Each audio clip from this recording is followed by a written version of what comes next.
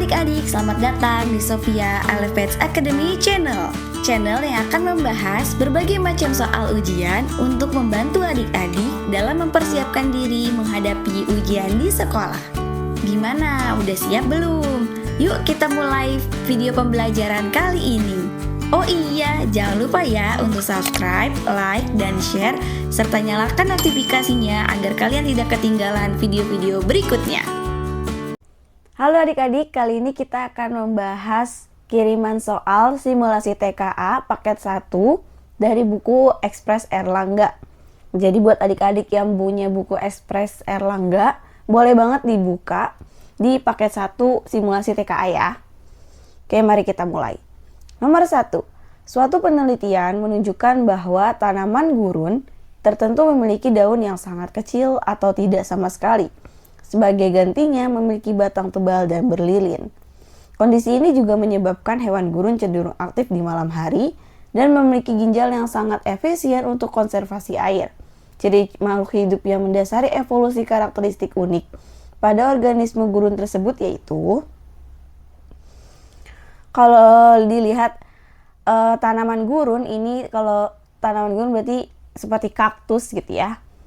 Kalau hewan gurun berarti seperti unta, dia memiliki efisiensi untuk konservasi air. Oke, kita baca opsinya. A. Adaptasi sebagai respon jangka panjang terhadap tekanan seleksi lingkungan yang ekstrim. Ya, ini benar, karena lingkungan gurun itu adalah lingkungan yang ekstrim. Nah, kalau berdasarkan evolusi, karakteristik mereka ini berasal dari adaptasi sebagai respon terhadap lingkungan yang ekstrim gitu. Oke, tapi kita cek dulu opsi yang lain. Reproduksi, sebab organisme harus menghasilkan keturunan yang dapat bertahan enggak. Karena tadi juga di narasi soal juga nggak dibahas tentang reproduksi. Yang C, pertumbuhan yang memungkinkan organisme mencapai ukuran optimal untuk bertahan hidup di gurun. Nah, di soal tidak hanya membahas tentang pertumbuhan ya.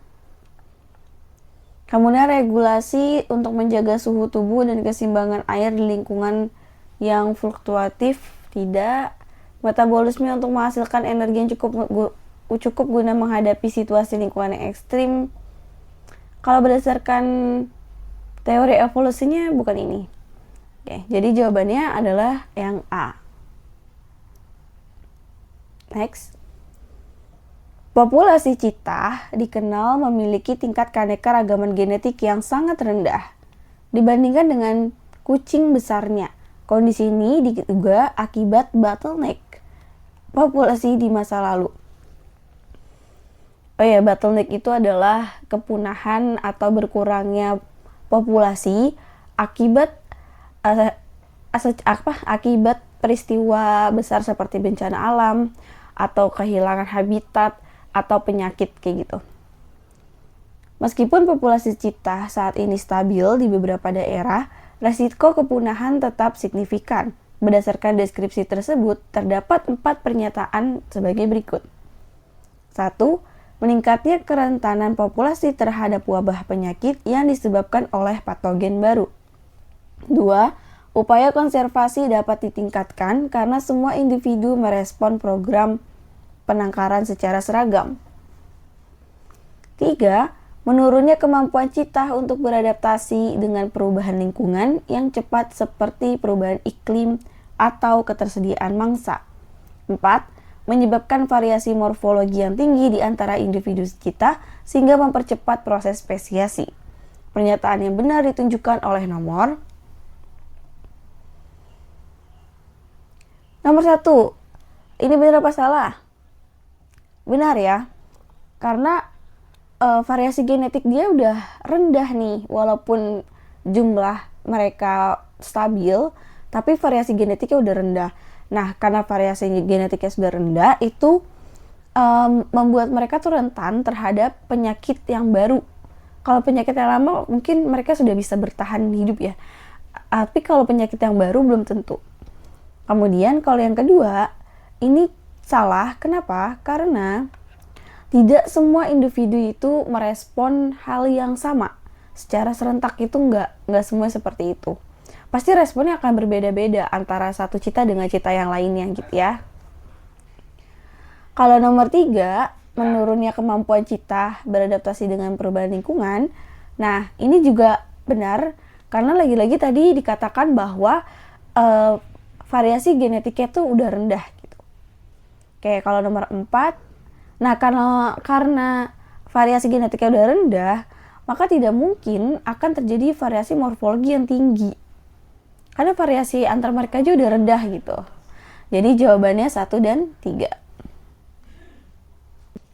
Nomor 3, seorang peserta didik menemukan spesimen organisme dan mencoba mengidentifikasi berdasarkan kunci dikotomi sederhana yang dimulai dengan pertanyaan tentang ada atau tidaknya dinding sel. Spesimen tersebut tidak memiliki dinding sel, bersifat heterotrof, dan mampu bergerak aktif. Berdasarkan skenario tersebut dan pemahaman tentang kunci dikotomi, serta klasifikasi 5 kingdom, beri tanda centang pada kolom benar atau salah untuk setiap pernyataan berikut. Pernyataan pertama, kriteria bergerak aktif dalam kunci dikotomi dapat digunakan untuk membedakan antara kebanyakan anggota animalia dan fungi. Nah, kenapa animalia dan fungi ini dibandingkan? Karena dalam eukariotik, animalia dan fungi adalah kelompok yang sama-sama heterotrof atau tidak bisa membuat makanannya sendiri. Nah, kemudian yang membedakan mereka adalah pertama, dinding sel. Kalau animalia itu tidak memiliki dinding sel. Kalau fungi itu punya dinding sel. Yang kedua, yang membedakan mereka adalah bergerak. Kalau animalia, dia pasti bergerak aktif karena hewan ya. Nah, fungi itu tidak bergerak aktif. Jadi pernyataan nomor pertama ini benar. Selanjutnya, kunci dikotomi dimulai dengan pertanyaan yang membedakan antara organisme prokariotik dan eukariotik. Kalau teman-teman melihatnya hanya pernyataan ini saja tanpa dikaitkan dengan narasi soal, maka ini adalah jawaban yang benar.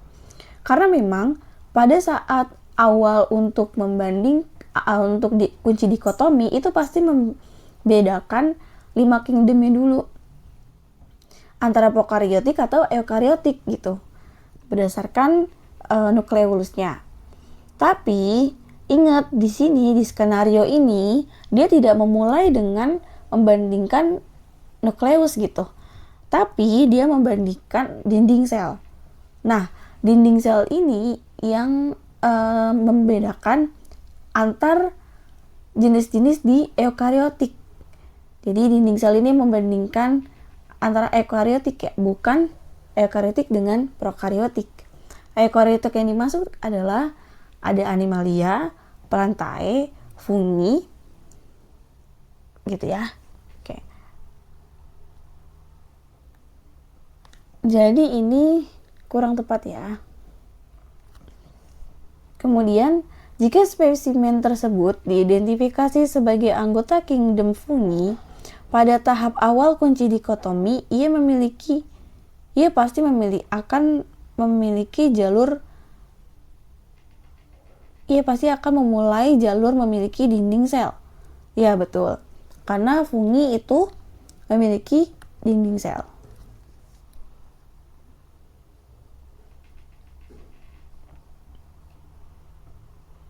Next, nomor 4. Perhatikan gambar jaring-jaring makanan tersebut.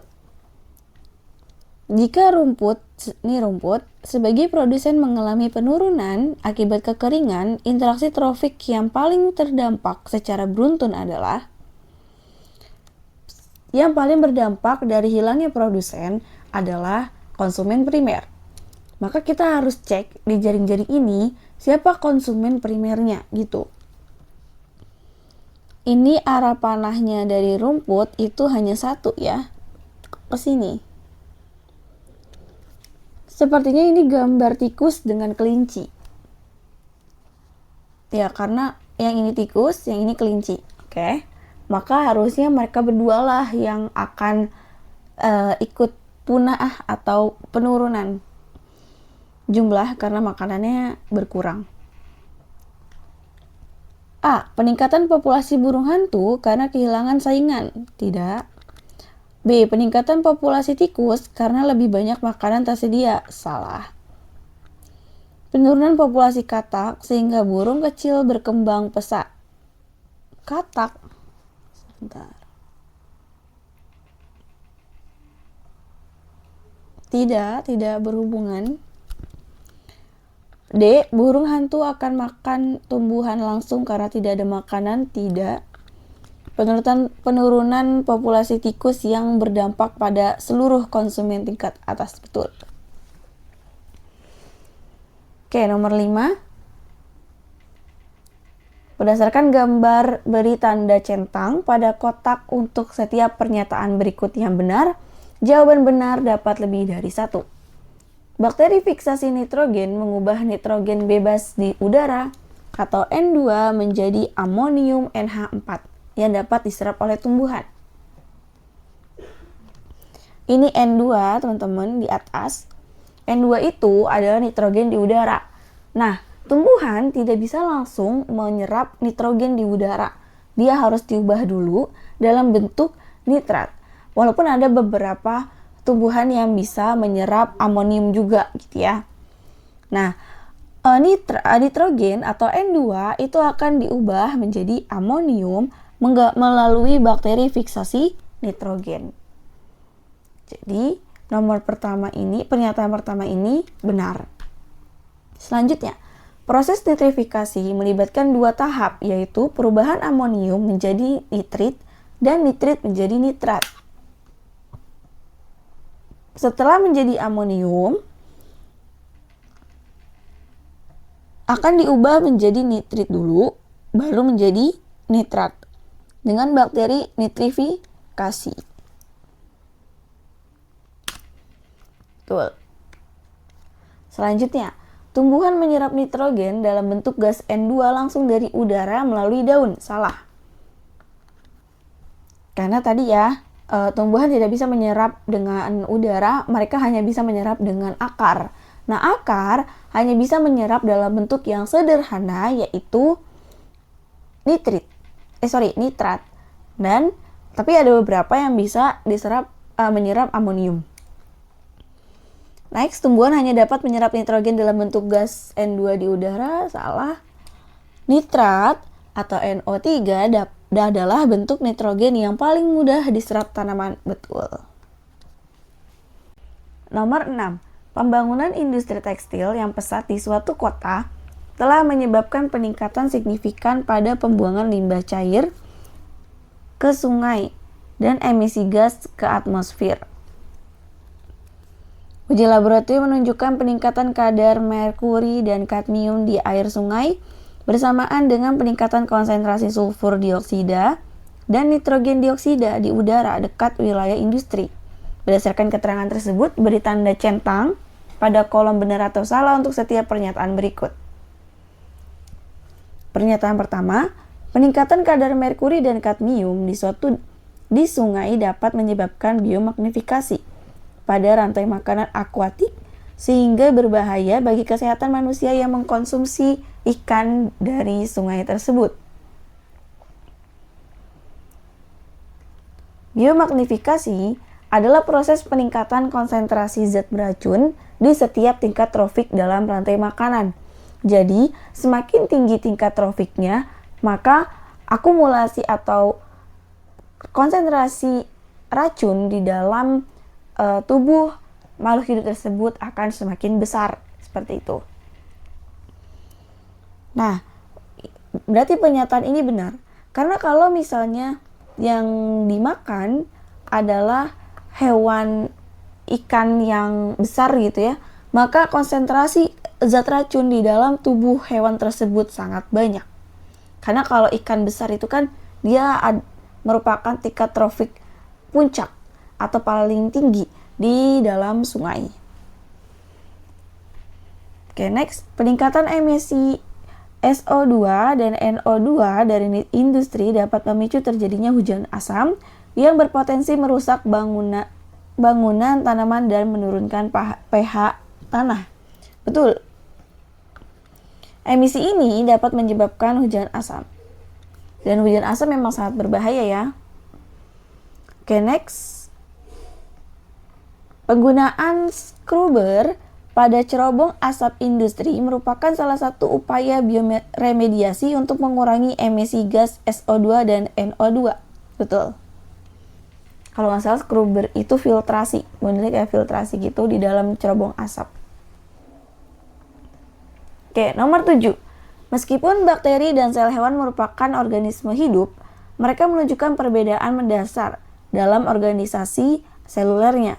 Berdasarkan keterangan tersebut, beri tanda centang pada kotak untuk setiap pernyataan berikut yang benar. Jawaban benar dapat lebih dari 1. Respirasi seluler pada bakteri selalu terjadi di sitoplasma, sementara pada sel hewan selalu terjadi di mitokondria. Betul apa salah? Betul. Karena bakteri tidak memiliki mitokondria, maka respons selulernya di dalam sitoplasma.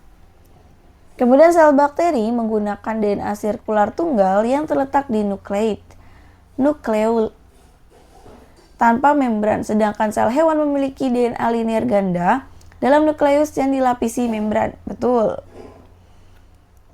Next. Sel bakteri dapat melakukan fotosintesis dan kemosintesis, sedangkan sel hewan memperoleh energi hanya melalui metabolisme heterotrof. Nah, hewan ini benar nih. Dia hanya memperoleh energi dengan cara metabolisme heterotrof ya.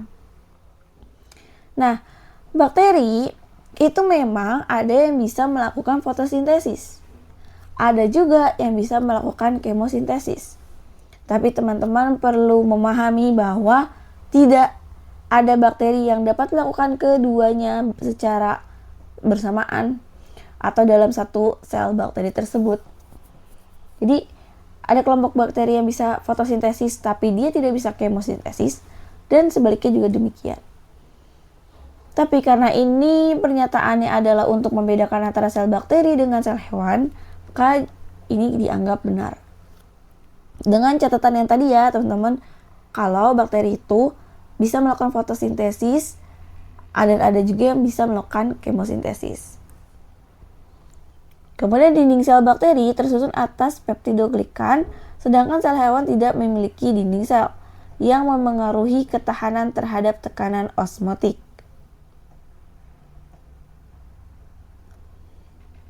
Betul?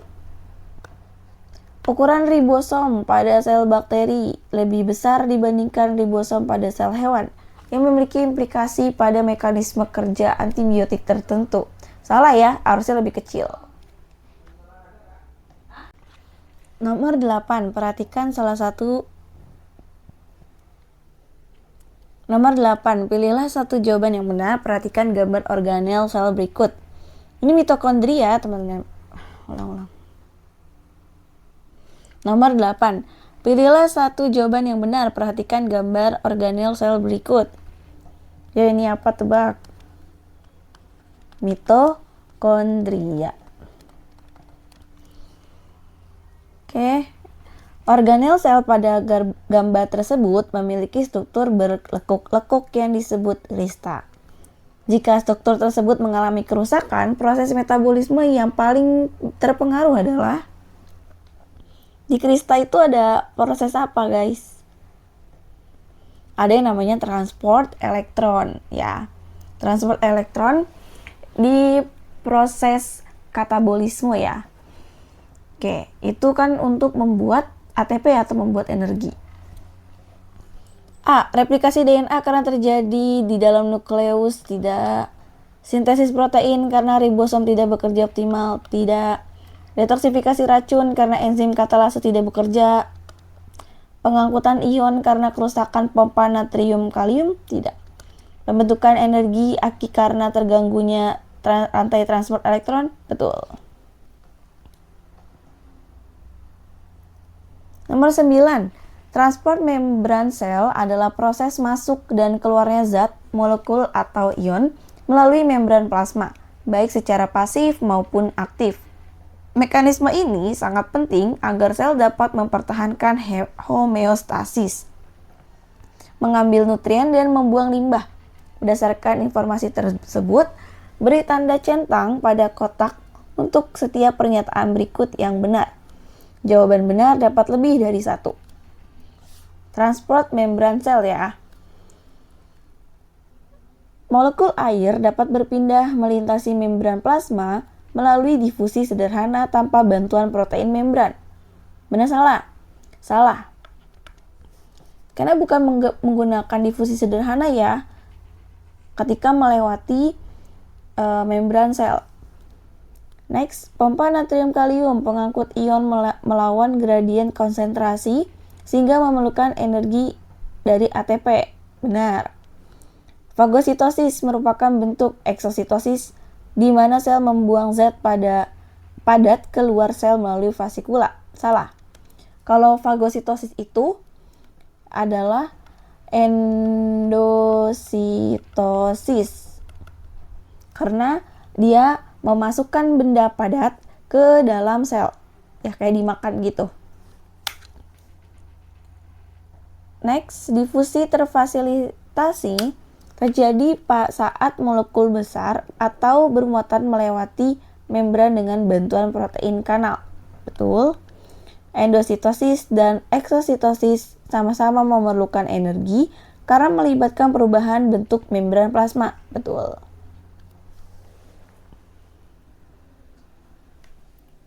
Nomor 10.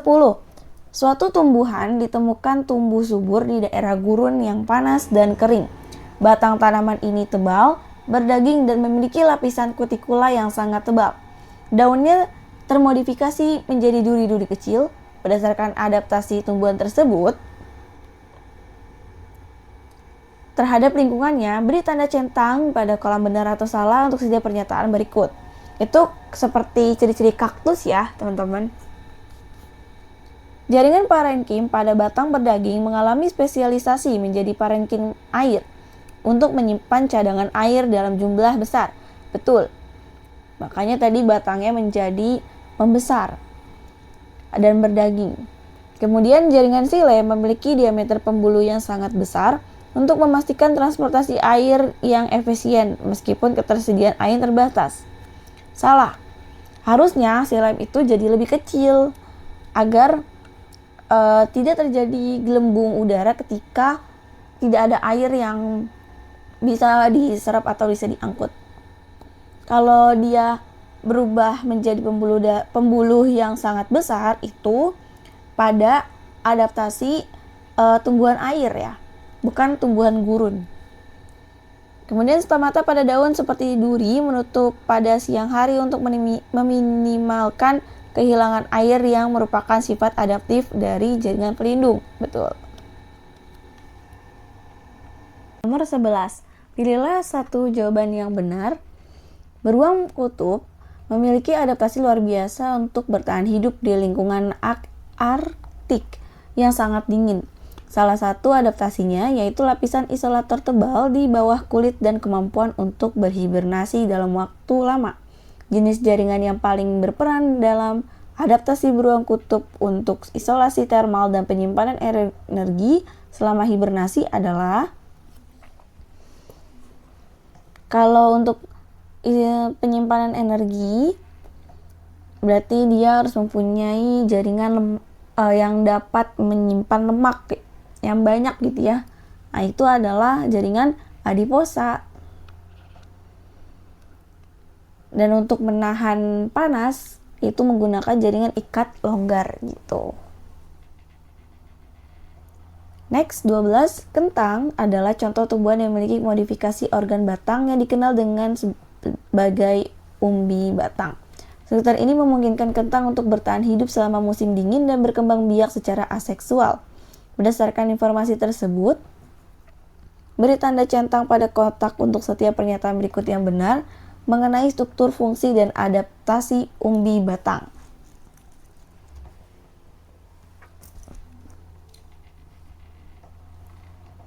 Umbi batang merupakan hasil penebalan dan pembekakan ujung batang di bawah tanah yang berfungsi sebagai tempat penyimpanan cadangan makanan, terutama pati. Betul. Mata pada permukaan umbi batang kentang adalah tunas aksilar yang dapat tumbuh menjadi individu tumbuhan baru saat kondisi lingkungan mendukung. Betul.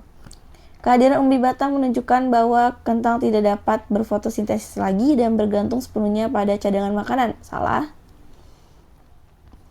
Fungsi utama umbi batang adalah membantu penyerapan air dan mineral dari tanah karena memiliki banyak bulu akar. Salah. Kentang yang tumbuh dari umbi batang akan menghasilkan tanaman yang secara genetik identik dengan induknya, yang menandakan metode reproduksi vegetatif alami.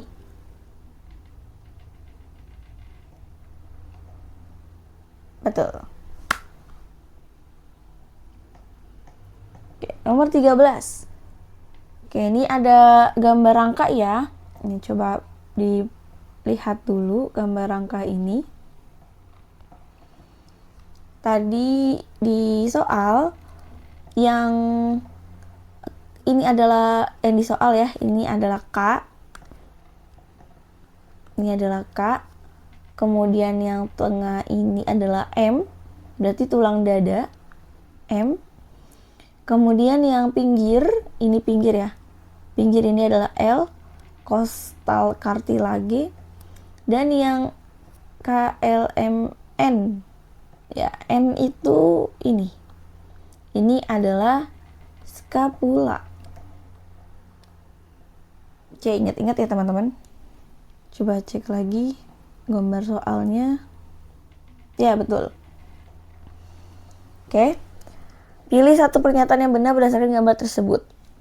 Nomor 1, tulang yang bertunjukkan K adalah scapula yang berfungsi sebagai penghubung antara tulang lengan atas dengan tulang dada dan tulang belakang. Benar salah? Salah, karena itu adalah clavicle, bukan scapula.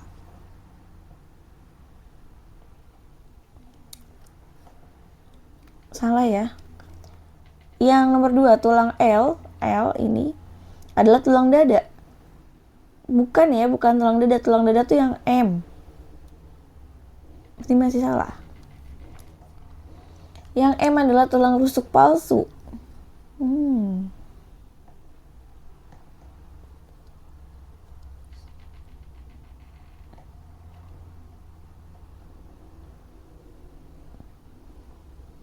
Bukan ya. Itu tulang dada.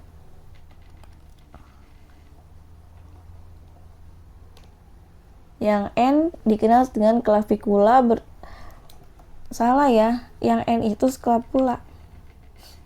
Jadi nomor 13 ini tidak ada yang benar. Oke, kita next dulu. Nomor 14. Seorang remaja didiagnosis mengalami skoliosis, yaitu kelainan bentuk tulang belakang yang melengkung ke samping secara tidak normal. Kondisi ini dapat menyebabkan bahu tidak sejajar dan postur tubuh tidak seimbang. Kondisi ini berpotensi memengaruhi fungsi pernafasan dan jantung seiring waktu. Berdasarkan informasi tersebut, beri tanda centang pada kolom benar atau salah untuk setiap pernyataan berikut. Skoliosis dapat menekan organ dalam seperti paru-paru dan jantung sehingga mengurangi kapasitas vital paru-paru. Benar. Kan dia bentuk dari tulang belakangnya itu berubah sehingga menyebabkan rusuknya juga agak berubah. Nah, nanti itu akan memberi ketekanan kepada dada dan kepada paru-paru dan jantung. Kemudian otot-otot pada sisi cembung, lengkung tulang belakang dapat mengalami hipotrofi karena jarang digunakan untuk menopang tubuh. Salah. Jadi cembung otot sisi cembung itu pada skoliosis dia hanya akan mengalami penurunan atau pelemahan aja. Nggak nyampe ke tahap hipotrofi. Lanjut. Tubuh akan mencoba menyesuaikan keseimbangan posisi panggul dan tungkai yang akan menimbulkan masalah sekunder pada sendi lain. Betul. Karena pasti badannya akan menyesuaikan agar bisa tetap seimbang gitu. Next, ini adalah gambar pencernaan. Di tengah ini usus halus, yang luar ini adalah usus besar. Berdasarkan gambar, beri tanda centang pada kotak untuk setiap pernyataan berikut yang benar mengenai proses pencernaan dan penyerapan yang terjadi. Seluruh proses pencernaan kimia hanya terjadi di usus halus, sementara usus besar berfungsi utama adalah absorpsi enzim. Salah ya, karena walaupun usus halus itu memang ada proses pencernaan kimia, tapi di sini dia bilang hanya terjadi di usus halus, enggak. Lanjut ya, usus halus menyerap sebagian besar nutrisi dari makanan, termasuk glukosa dan asam amino sebelum proses ekskresi. Betul. Usus halus memiliki struktur khusus seperti villi dan mikrofili yang memperluas permukaan serap, memfasilitasi penyerapan nutrisi secara efisien. Betul. Pencernaan dan penyerapan akhir nutrisi utama berlangsung di usus halus, sementara usus besar melakukan penyerapan air dan membentuk feses. Betul. Semua proses penyerapan hanya berlangsung di usus besar karena usus halus tidak memiliki enzim sendiri. Karena salah. Soal nomor 16. Seorang peserta didik melakukan eksperimen sederhana dengan 3 tabung reaksi yang berisi larutan pati dengan pH yang berbeda-beda. Tabung X pH-nya 2, tabung Y pH-nya 7, tabung Z pH-nya 9. Dalam setiap tabung ditambahkan enzim amilase dengan konsentrasi yang sama. Kemudian 3 tabung diinkubasi pada suhu 37 derajat Celcius selama 30 menit. Setelah inkubasi, dilakukan pengujian kandungan gula sederhana dalam setiap tabung. Berdasarkan pemahaman Anda tentang proses pencernaan, karbohidrat, dan faktor-faktor yang mempengaruhinya, hasil pengujian kandungan gula sederhana yang paling mungkin adalah di mana letak enzim amilase berada ketika dalam proses pencernaan? Ya, dia ada di mulut ya, dan juga di usus halus. Nah, kalau di mulut itu pH-nya berapa? Di mulut itu pH-nya adalah netral atau pH-nya 7. Jadi enzim amilase di sini paling bekerja paling optimal itu pada tabung Y gitu. Oke, kita baca pilihan jawabannya. Yang A, tabung X memiliki kandungan gula sederhana tertinggi karena pH asam sangat optimal untuk kerja amilase. Salah. Tabung Y memiliki kandungan gula sederhana tertinggi karena pH netral mirip dengan kondisi lambung. Nih alasannya salah nih.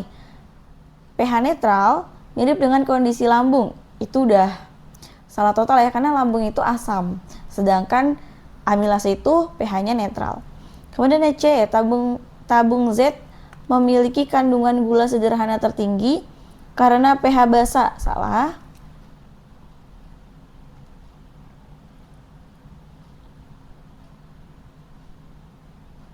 Bentar, ini lanjutannya mana ya? Oh, ke sini. Tabung Y memiliki kandungan gula sederhana tertinggi karena pH netral, merupakan kondisi optimal untuk kerja enzim amilase yang bekerja di mulut dan usus halus. Oke. Dah, kita udah dapat jawabannya yang D. Ini ada infografik mengenai pembuluh darah berikut. Mungkin nggak terlalu terlihat ya, tapi jadi di infografik ini ada pembuluh balik atau vena, kemudian ada pembuluh nadi arteri. Terus ini seperti ada perbedaan antara vena dan arteri.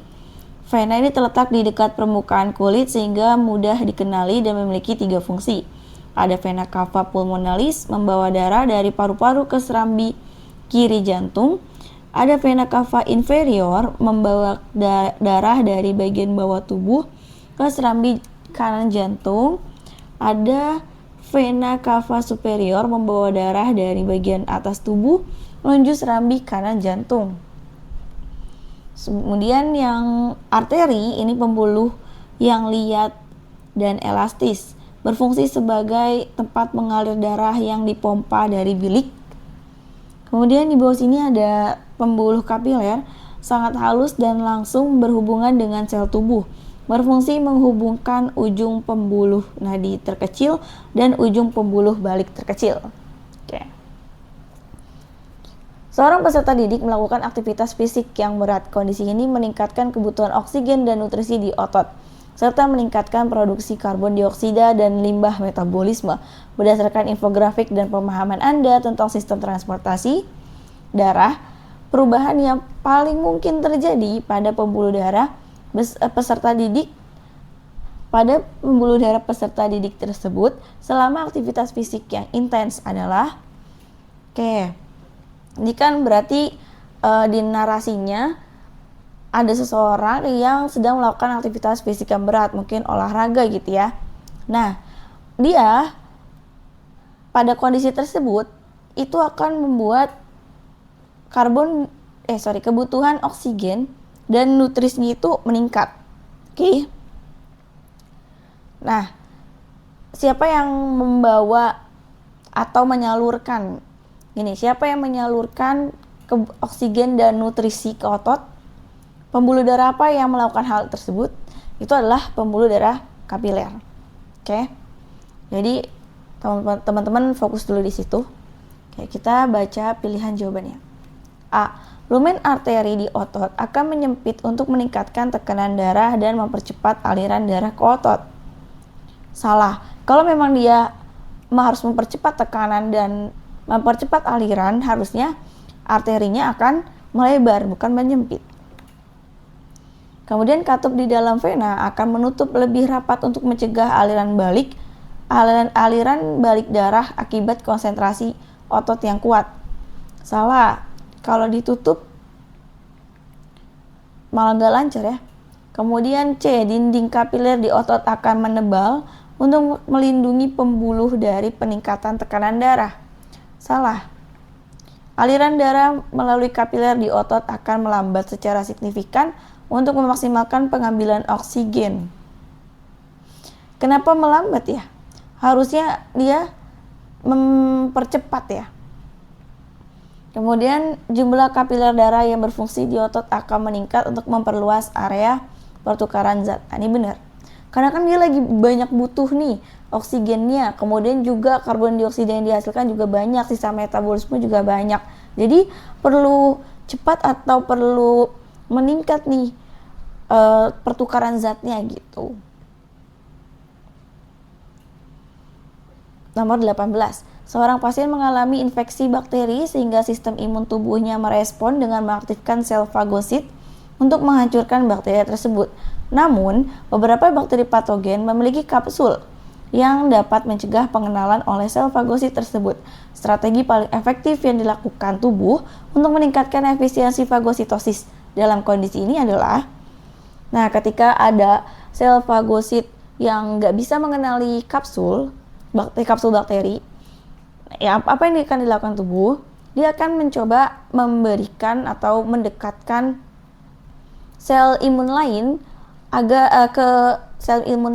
ke bakteri tersebut agar si fagositnya itu tahu kalau yang harus dibunuh yang mana gitu. Yang A, sel fagosit langsung menyerang dan menembus kapsul bakteri, ini salah. Kemudian yang B, sel B memproduksi antibodi yang menempel pada bakteri sehingga lebih mudah dikenali oleh sel fagosit.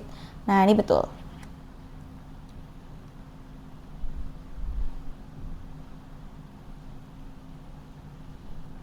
Oke. Kita lanjut ya. 19. Seorang peserta didik melakukan percobaan pernafasan dengan mengamati volume rongga dada menggunakan sensor gerak. Ia mencatat bahwa saat inspirasi volume rongga dada meningkat, tekanan intrapulmoner menurun. Berdasarkan konsep tersebut, beri tanda centang. Sebentar ya. Pada kolom benar atau salah untuk setiap pernyataan berikut mengenai mekanisme inspirasi dan pertukaran gas dalam tubuh manusia. Selama inspirasi, otot diafragma berelaksasi, meningkatkan tekanan di paru-paru dan mendorong udara masuk. Pada saat kita inspirasi, otot diafragma itu menegang. Oke, kenapa dia menegang? Karena agar paru-parunya jadi lebih lebar tekanannya, kemudian udara bisa masuk ke dalam paru-paru. Nah, ketika ekspirasi atau mengeluarkan, baru otot diafragma itu akan relaksasi untuk mengeluarkan udara dari paru-paru ke luar tubuh gitu. Jadi, yang pernyataan pertama ini salah.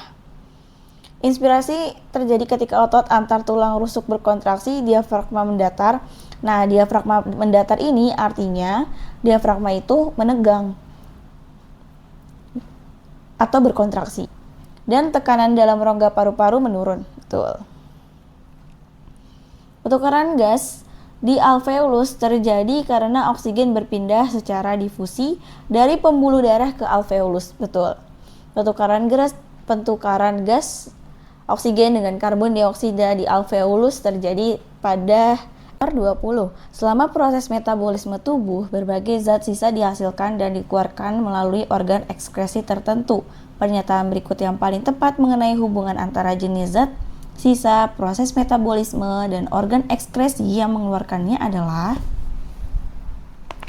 A. Garam mineral, urea, dan urea dapat dikeluarkan bersama dengan keringat melalui kulit dengan bantuan kelenjar keringat.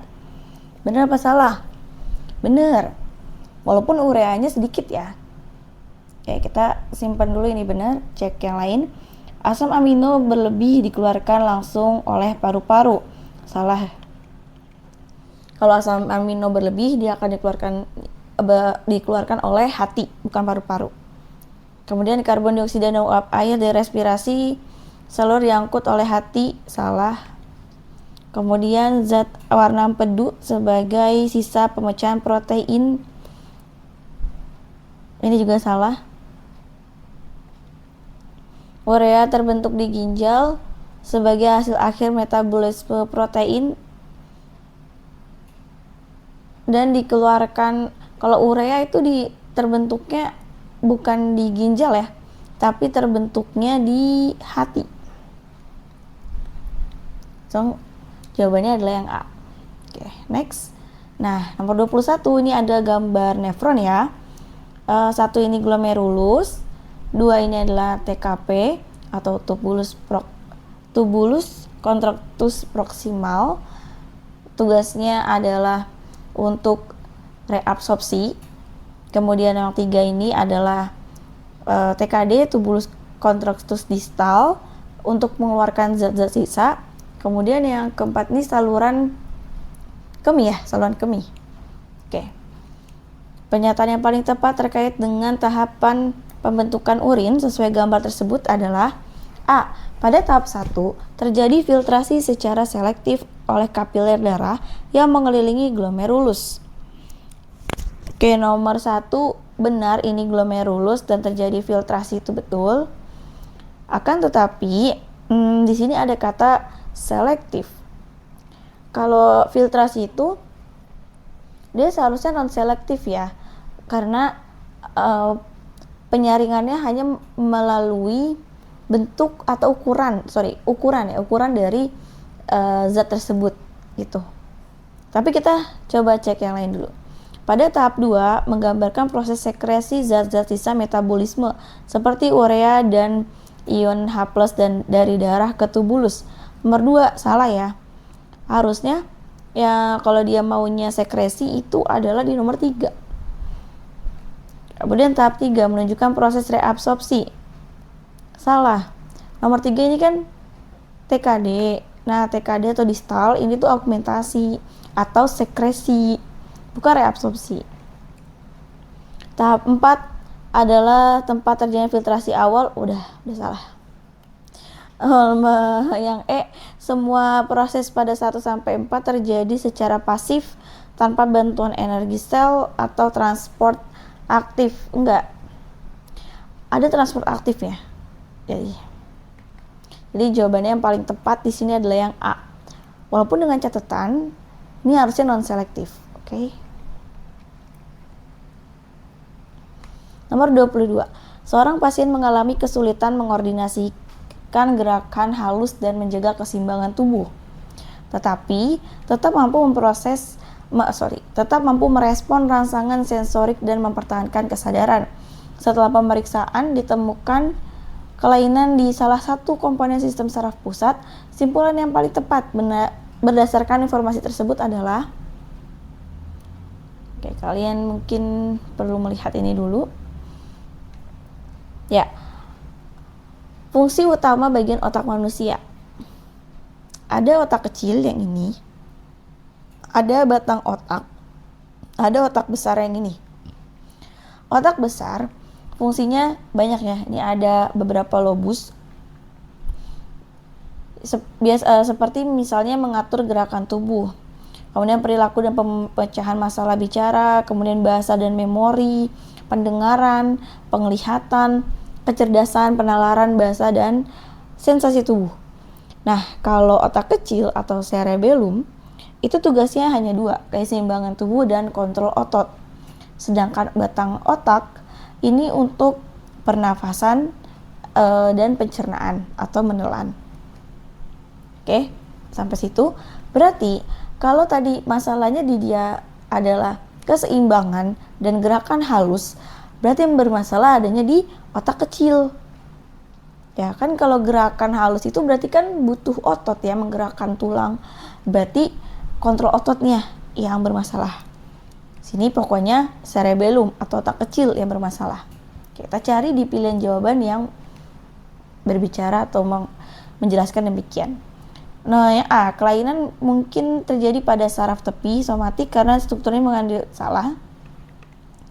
Yang B, otak besar bisa terpengaruh karena merupakan letak pusat kesadaran. Salah. C, sistem saraf otonom parasimpatis terganggu karena fungsinya mengatur gerakan halus tubuh. Salah. Gangguan terjadi pada otak kecil yang berfungsi mengatur koordinasi gerakan dan keseimbangan tubuh. Betul. 23. Seorang pendaki gunung mengalami dehidrasi parah setelah tersesat berhari-hari tanpa air. Tubuhnya secara aktif bekerja untuk menjaga volume darah dan tekanan osmotik. Dalam kondisi ini, terdapat peningkatan pelepasan hormon dari kelenjar tertentu untuk minimalkan kehilangan air melalui urin. Kelenjar endokrin dan hormon yang berperan dalam merespon kondisi dehidrasi parah tersebut adalah yang diproduksi adalah hormon ADH atau antidiuretik hormon yang fungsinya untuk meningkatkan penyerapan kembali air di ginjal sehingga sedikit mengeluarkan urin gitu. Jadi jawabannya untuk nomor 23 adalah yang E. Seorang seniman dapat menghargai keindahan lukisan yang menampilkan berbagai corak dan tekstur, bahkan dalam pencahayaan redup. Namun, ia kesulitan melihat detail halus pada kondisi cahaya yang minim. Berdasarkan informasi tersebut, beri tanda centang pada kotak untuk setiap pernyataan berikut yang benar mengenai struktur dan fungsi mata yang memungkinkan seniman tersebut merasakan pengalaman visualnya. Jawaban benar dapat lebih dari 1. Sel kerucut di retina bertanggung jawab atas penglihatan warna dan detail, serta sangat sensitif terhadap cahaya redup. Sel kerucut di mata atau di retina itu memang dia bertanggung jawab terhadap penglihatan warna dan detail. Akan tetapi dia tidak sensitif terhadap cahaya yang redup. Yang sensitif terhadap cahaya redup adalah sel batang. Oke, kita lihat yang lain. Bintik kuning atau fovea adalah daerah retina dengan konsentrasi sel kerucut tertinggi yang sangat penting untuk penglihatan tajam dan terperinci. Betul. Sel batang di retina sangat sensitif terhadap intensitas cahaya rendah dan berperan dalam penglihatan hitam putih atau senja. Betul. Lensa mata dapat mengubah bentuknya untuk memfokuskan cahaya dari objek jarak jauh maupun dekat ke retina. Betul? Proses adaptasi mata dari terang ke gelap melibatkan perubahan jumlah pigmen rhodopsin dalam sel kerucut dan pelebaran pupil. Nah, ini kurang tepat.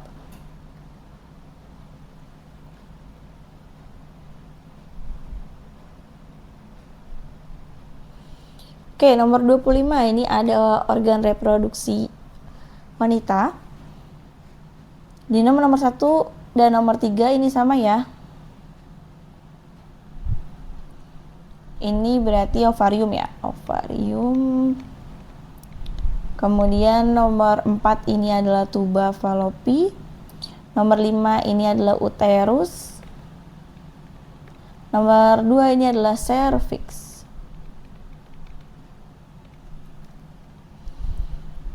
Pernyataan berikut yang paling tepat dengan fungsi bagian yang ditunjuk adalah bagian nomor 1 adalah saluran oviduk, tempat berlangsungnya salah, udah usah dibaca lengkap-lengkap. Bagian nomor 2 adalah cervix, salah karena bener ya, sorry. Nomor 2 cervix, betul, berfungsi mengarahkan ovum menuju salah. Bukan mengarahkan ovum, tapi mengarahkan sperma. Kemudian nomor 3 C, bagian nomor 3 menghasilkan hormon estrogen dan progesteron serta tempat pematangan sel telur. Betul. Karena nomor 3 ini adalah ovarium. Perhatikan teks berikut untuk menjawab soal nomor 26 dan 27. Siklus menstruasi PCOS. Menstruasi merupakan proses peluruhan lapisan dalam dinding rahim yang mengandung banyak pembuluh darah. Siklus menstruasi yang normal berlangsung selama 21 sampai 35 hari. Termasuk fase menstruasi yang berlangsung 3 sampai 7 hari. Siklus menstruasi bersifat kompleks dan dikendalikan oleh berbagai kelenjar dan hormon, terutama hormon estrogen dan progesteron. Salah satu gangguan yang dapat terjadi adalah polycystic ovarian syndrome atau PCOS. PCOS merupakan kumpulan dari tanda dan gejala yang heterogen yang menyebabkan penurunan tingkat fertilitas. Wanita dengan PCOS dapat mengalami siklus menstruasi yang tidak teratur, pertumbuhan rambut yang tidak wajar, serta adanya kristal-kristal kecil di dalam ovarium. 26. Berdasarkan teks tersebut, beri tanda centang pada kolom benar atau salah untuk setiap pernyataan berikut. Peluruan endometrium disebabkan oleh penurunan drastis kadar hormon progesteron dan estrogen. Benar. Selama menstruasi, kadar prostaglandin dalam rahim meningkat, menyebabkan kontraksi otot rahim dan nyeri. Betul. Selama menstruasi, terjadi kontraksi rahim yang kuat yang dipicu oleh hormon oksitosin untuk mengeluarkan jaringan yang meluru. Salah. Kalau hormon oksitosin itu digunakan pada saat proses kehamilan, makanya nyerinya jadi lebih luar biasa dibandingkan pada saat menstruasi.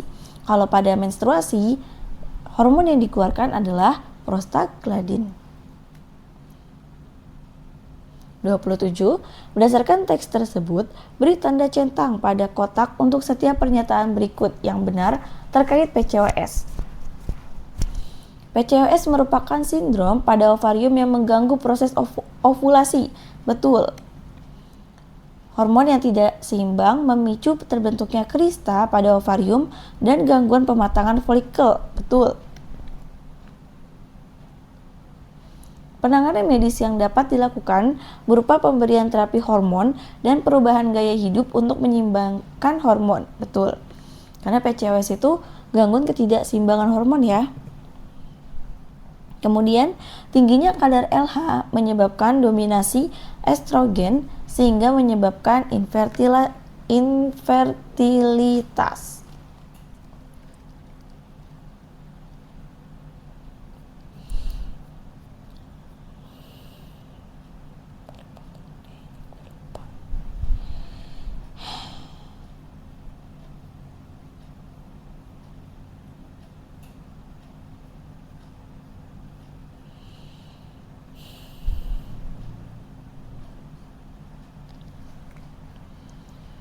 Tingginya kadar LH menyebabkan dominasi estrogen sehingga menyebabkan infertilitas. Salah. Kalau kadar LH tinggi, itu justru meningkatkan produksi hormon testosteron, bukan estrogen. Kemudian peningkatan pertumbuhan rambut pada wajah dan dada menunjukkan bahwa kadar testosteron rendah. Salah, harusnya tinggi. Nomor 28. Seorang ahli biokimia sedang menguji aktivitas enzim X dari bakteri termofilik hidup di suhu tinggi dan Y dari bakteri psikrofilik hidup di suhu rendah. Keduanya berfungsi optimal pada pH netral. Ia melakukan serangkaian eksperimen dengan perlakuan suhu dan konsentrasi substrat yang berbeda. Eksperimen 1, pada suhu 60 derajat Celcius dengan konsentrasi substrat tinggi, enzim X menunjukkan aktivitas maksimal, sementara enzim Y menunjukkan denaturasi parsial dan aktivitas sangat rendah. Kemudian, eksperimen 2, pada suhu 10 derajat Celcius dengan konsentrasi substrat tinggi, enzim Y menunjukkan aktivitas maksimal, sementara enzim X menunjukkan aktivitas sangat rendah tetapi stabil. Eksperimen 3, pada suhu 37 derajat Celcius atau suhu tubuh, ia menemukan bahwa meskipun enzim masih aktif, penambahan konsentrasi substrat lebih lanjut tidak menunjukkan laju reaksi untuk kedua enzim. Berdasarkan data tersebut, pernyataan yang paling akurat mengenai faktor pembatas dan karakteristik enzim pada eksperimen 3 adalah pada eksperimen 3. Di sini yang diubah ini adalah si suhunya. Jadi, faktor pembatas itu adalah faktor yang membatasi keberhasilan atau keberlangsungannya suatu reaksi. Nah, di sini yang membatasi adalah perubahan suhu. Di mana suhunya seharusnya enzim X itu ada di suhu tinggi dan enzim Y ada di suhu rendah. Jadi ketika dia ditaruh di suhu yang tengah-tengah nih, kayak suhu tubuh, itu tidak maksimal, walaupun substratnya itu konsentrasinya udah jauh lebih tinggi atau lebih banyak dari yang sebelumnya. Maka kita cari jawaban yang merujuk pada perubahan suhu. Oke? A. Pada eksperimen 3, konsentrasi substrat adalah faktor pembatas karena peningkatan suhu menyebabkan denaturasi parsial pada kedua enzim. Ini bukan peningkatan suhu kalau pada atau kalau dibandingkan dengan eksperimen 1. Pada eksperimen 3, konsentrasi enzim X dan Y adalah faktor pembatas karena pada suhu 37 derajat Celcius kedua enzim belum mencapai suhu optimal, tetapi substrat sudah jenuh.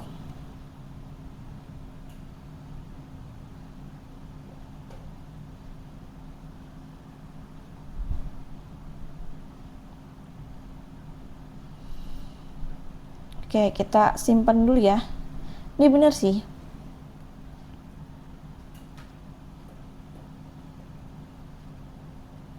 Oke, ini coba kita simpan dulu. Kita baca yang lain.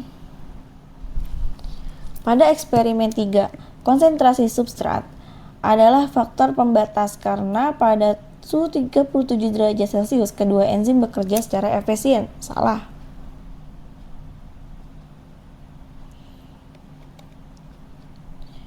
Pada eksperimen 3, konsentrasi X dan Y adalah faktor pembatas karena pada suhu 37 derajat Celcius kedua enzim berada di kondisi jenuh substrat meskipun aktivitas kataliknya mungkin tidak maksimal.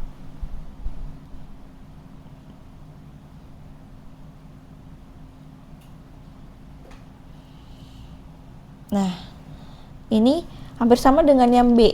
Sebentar, kita cek lagi yang B.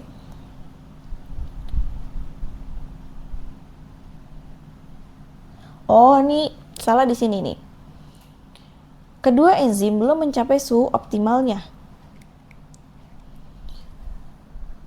Kalau enzim yang X dia belum sampai ke suhu optimal.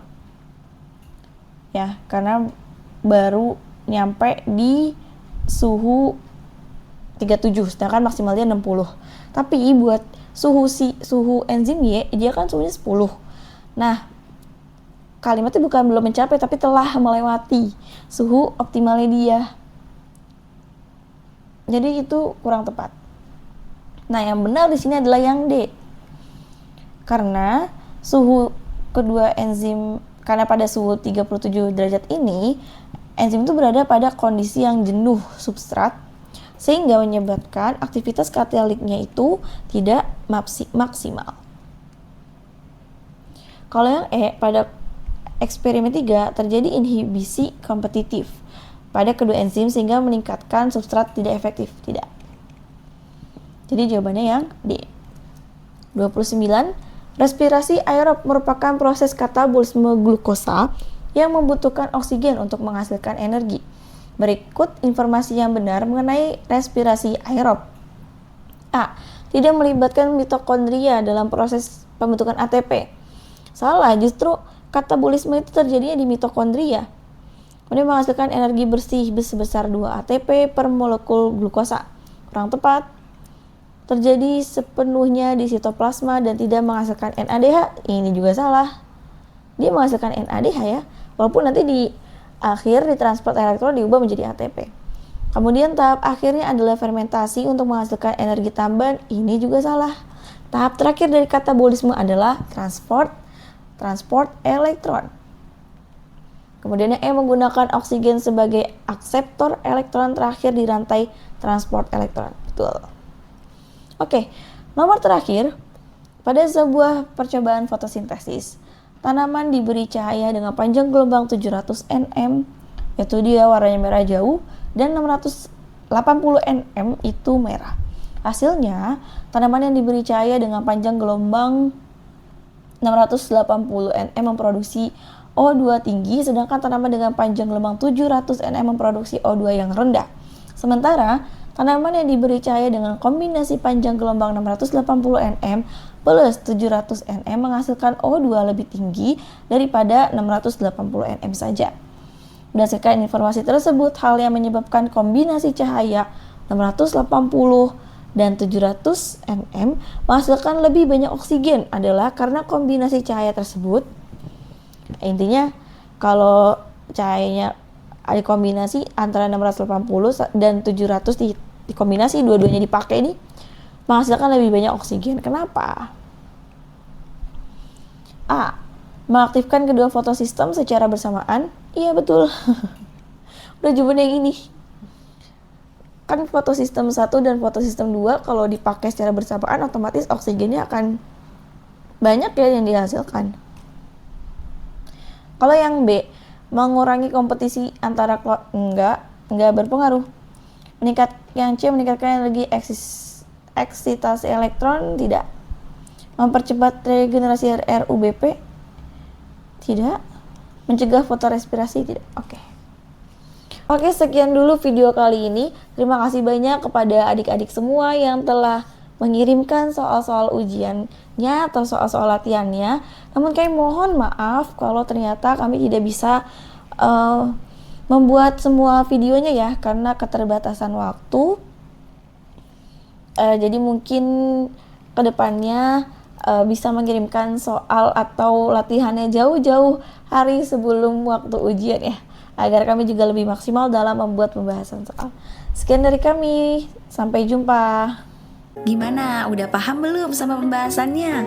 Kalau ada adik-adik yang belum paham, bisa banget untuk tulis di kolom komentar. Nanti kita bisa berdiskusi lebih lanjut.